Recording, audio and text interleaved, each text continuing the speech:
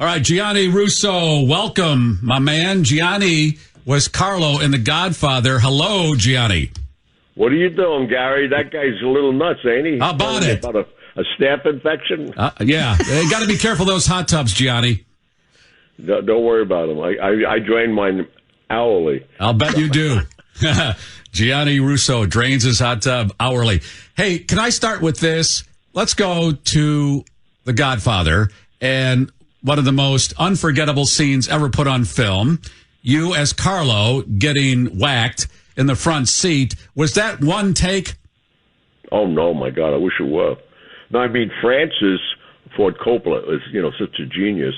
He wanted the authenticity of it. So they tried to use a real windshield, which had that thick plastic in it. Wow. In the 40s. And there was no way in the world I could kick it out. So then they scribed it, and then they put lead soles in my shoes. It was, but the bad part about it, I've never acted before, and I didn't realize doing things like this you can get hurt.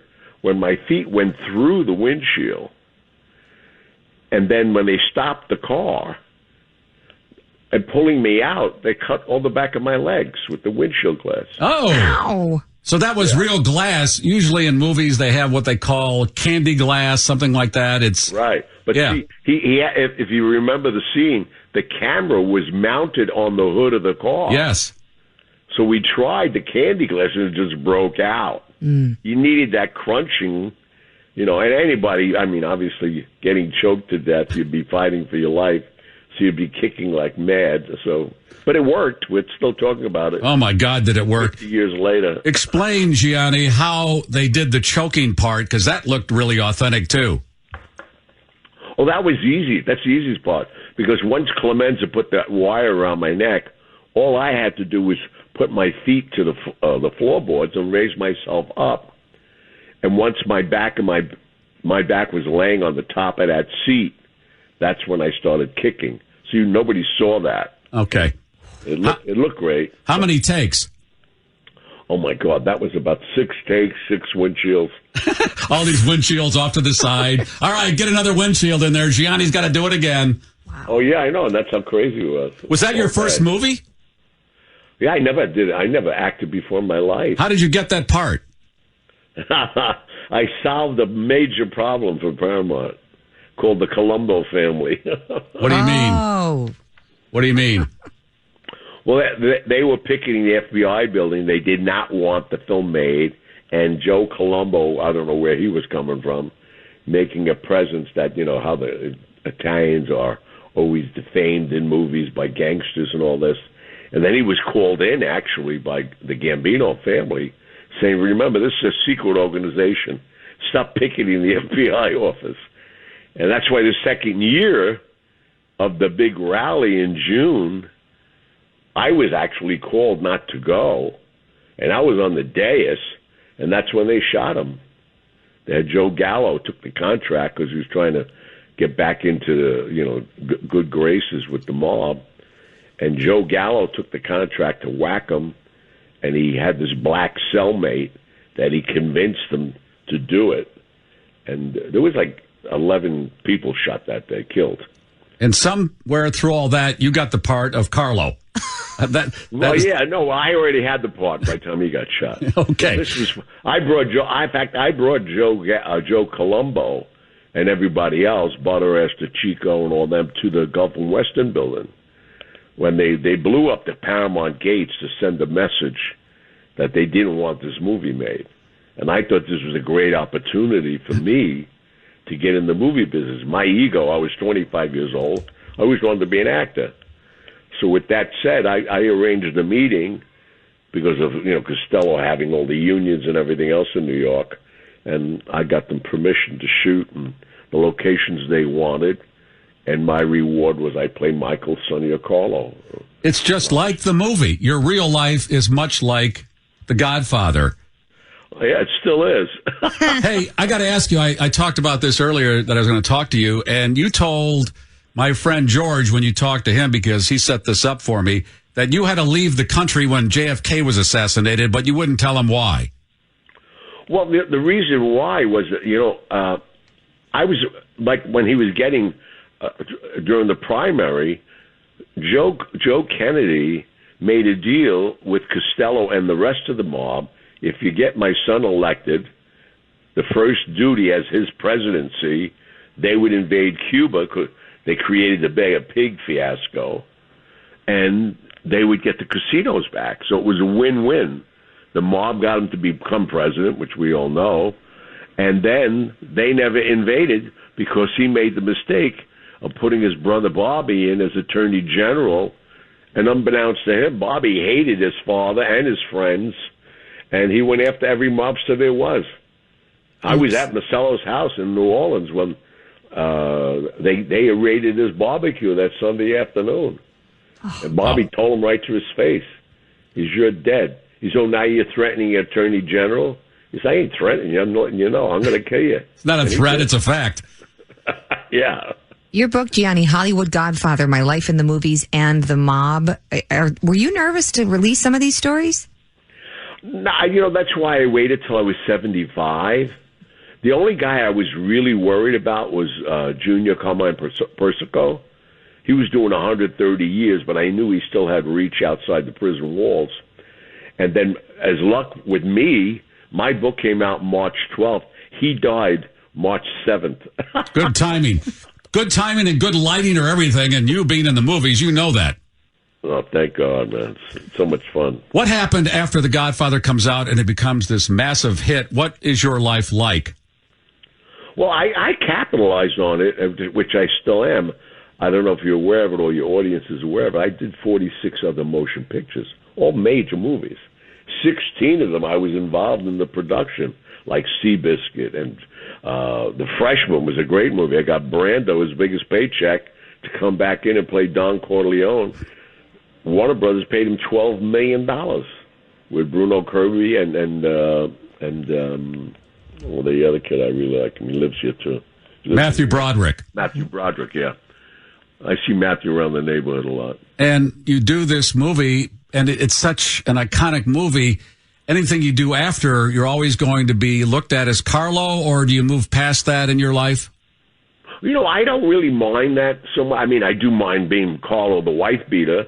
But, I mean, look what I've done on this. I mean, I've capitalized. Yeah, it's amazing. On all the products and my company. We own all the intellectual property rights to all of this stuff.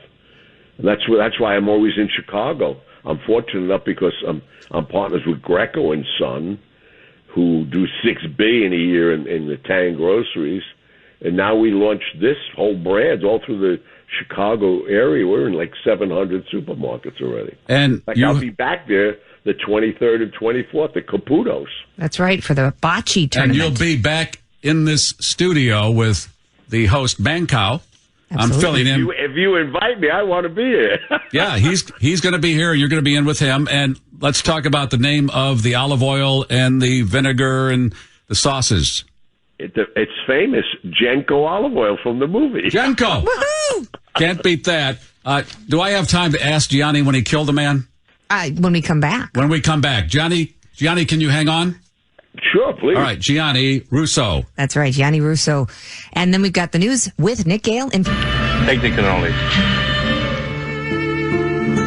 Gianni Russo on the program with me. Gianni played Carlo Rizzi in The Godfather. How much did you make for that part, Gianni? That was your first movie?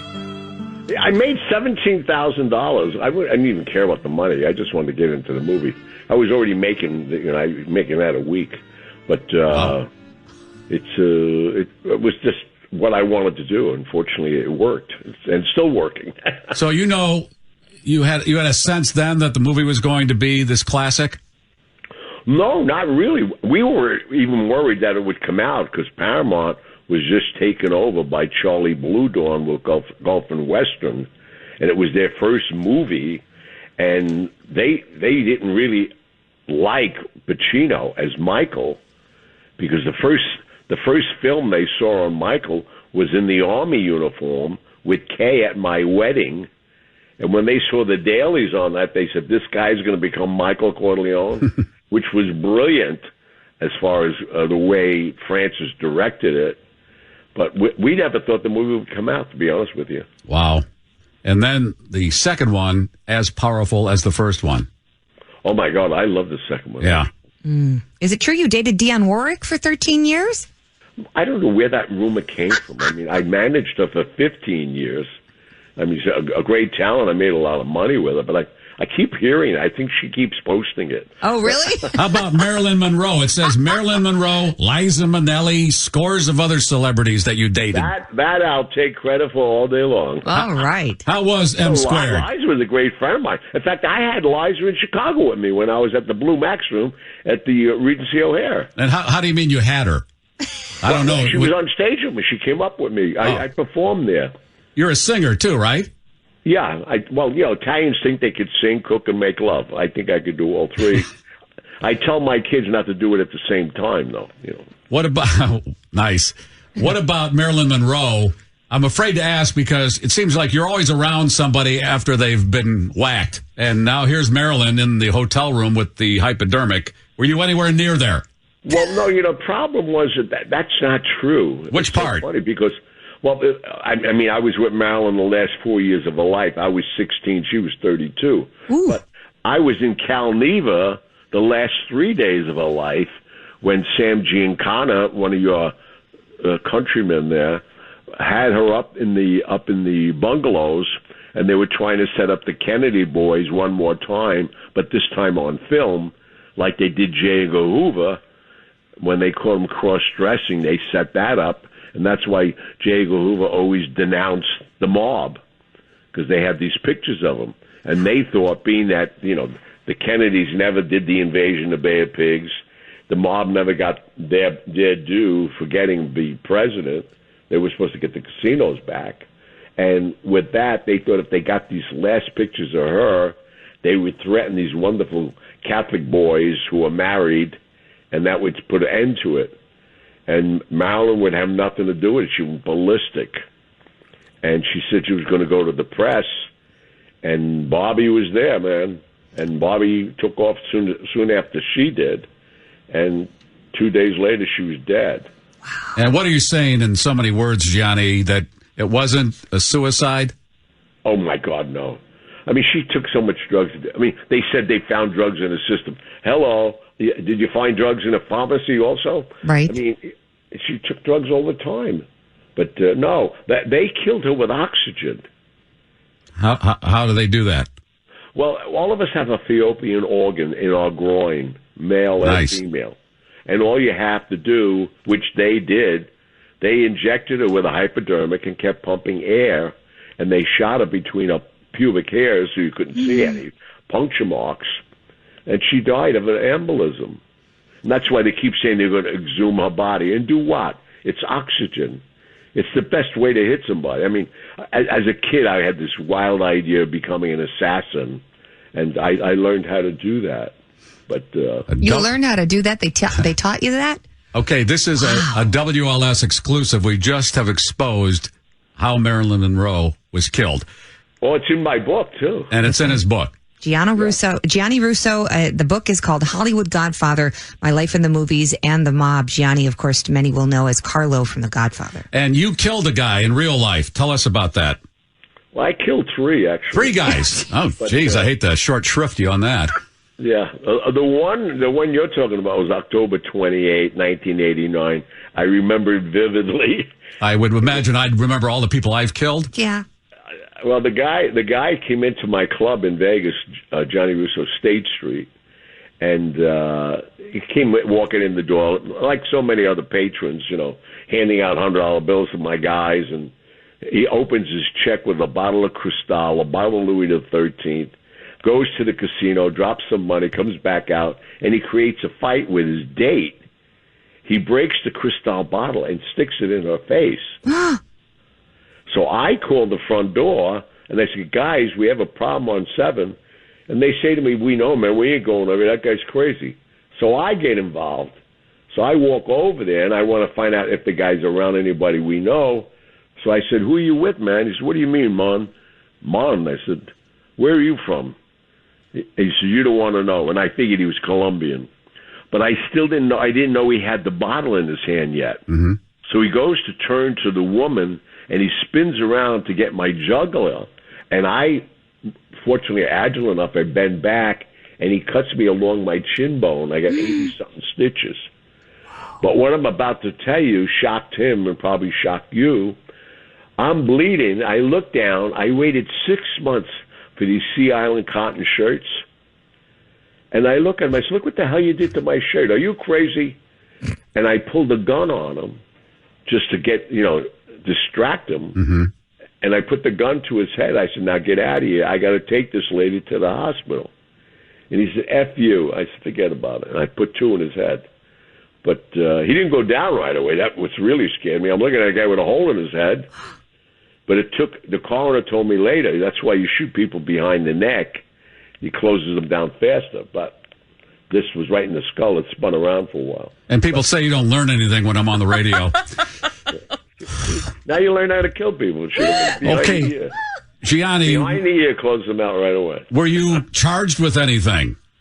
No, it was justifiable homicide because they saw that I got caught. The one thing I've learned in life, make sure you get hurt first and then do whatever you want to do. Another thing you've learned on the program this morning. And here's what happened. The guy that he killed was part of a drug cartel, right? Pablo Escobar's underboss. How about that one? On his underboss. And then what happens?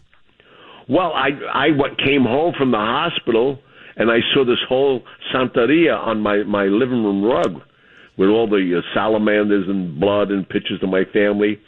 So I got someone from the police department who knew about this, and they told me that I was marked for death, and I'd be the last to go. They kill your friends, your kids, your pets.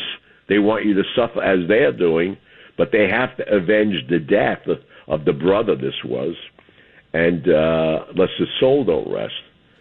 So I flew to New York to see John Gotti, who was not a fan of me or me or him, but he thought this way he'd get rid of me. He wanted 100 slot machines in my joint. I said, I can't give them to you. The gaming board's watching everything I do. So I had a beef with him, but he arranged for me to go, figuring I'd never come back. And fortunately, obviously, I was there a couple of days being tortured. And then all of a sudden, I look up, and there's a guy well-groomed standing in front of me. Everybody else around me had army fatigues on. And he had the book, The Making of the Godfather, and it was Pablo Escobar. And he says to me, why don't you tell me you were Carlo? That's my favorite movie. And you were spared. I was spared, man. I was spared a couple of times. All right, can we talk about that after a break here? I want to talk a little more with Gianni, because you have 2 other deaths that you have to explain. Okay. All right, hang on. I don't want to clarify what a Santa Maria is. And Gotti said, you don't buy me out, I buy you out. Your restaurant loses money. Here we go. WLS. Don't look nobody directly in the eye, but you don't look away either. Hey, they're going to be scared stiff of you, believe me, so don't worry about nothing. You know, you're going to turn out all right. You take a long vacation, nobody knows where, and we're going to catch the hell.